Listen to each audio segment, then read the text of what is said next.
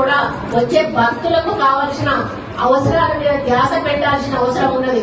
ఎందుకంటే వాళ్ళు ప్రశాంతంగా వచ్చి ప్రశాంతంగా దర్శనం చేసుకొని మొక్కులు చెల్లించుకొని సంతృప్తితోటి ఇంటికి వెళ్లాలంటే వాళ్ళకి సరి అయిన సౌకర్యాలు ఉండాల్సిన అవసరం ఉన్నది. ఇప్పుడు బాసర టెంపుల్లో మరి ఆ సౌకర్యాలు కొంత తక్కువగా ఉన్నాయనేటువంటి విషయం మనందరికీ కూడా తెలుసు. ఇది రెనోవేట్ చేయాల్సిన అవసరం ఉన్నది. ఈ గుడిని ఒక డిపిఆర్ తోటి ఒక మంచి ఆలయంగా తీర్చిదిద్దాల్సిన అవసరం కూడా ఉంది.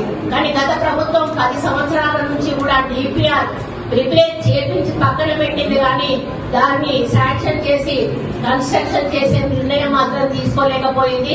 మేము వెంటనే ఆ యొక్క డిపిఆర్ ను మళ్ళా వాళ్ళని పిలిపించి మళ్ళీ కొన్ని మార్పులు చేర్పులు ఉంటే చెప్పి వాళ్ళని మళ్ళీ కూడా అది ఫైనల్ చేసుకొని తీసుకొని రమ్మని చెప్పాము.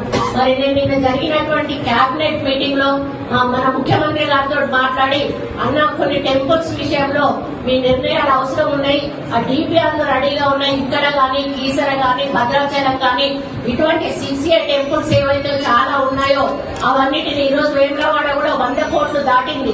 100 కోట్లు దాటి యాదగిరిగుట్టకి ఈ రోజు పాలక మండలిని మరి ఏర్పాటు చేయాలని ఒక యాక్ట్ తీసుకొచ్చాము.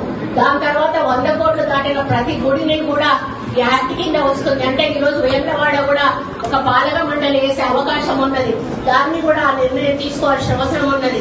ఇవన్నీ కూడా ముఖ్యమంత్రి గారి ముందు చర్చించి వారి ఆలోచనల మేరకు వారు ఆమోదించిన తర్వాత ఆ యొక్క డిపిఆర్ ని కూడా మేము ఇక్కడ మరి వెంటనే అమలు చేసి మరి ఇక్కడ డోనర్స్ ద్వారా కానీ ప్రభుత్వ సహకారంతో కానీ ఈ యొక్క ఆలయ నిర్మాణాన్ని మరి ముందుకు తీసుకుపోయి నా భూతో నా భవిష్యత్ అనే విధంగా ఇక్కడ ఆలయ నిర్మాణం చేపడతామని చెప్పి కూడా ఈ సందర్భంగా నేను విజ్ఞప్తి చేస్తా ఉన్నాను.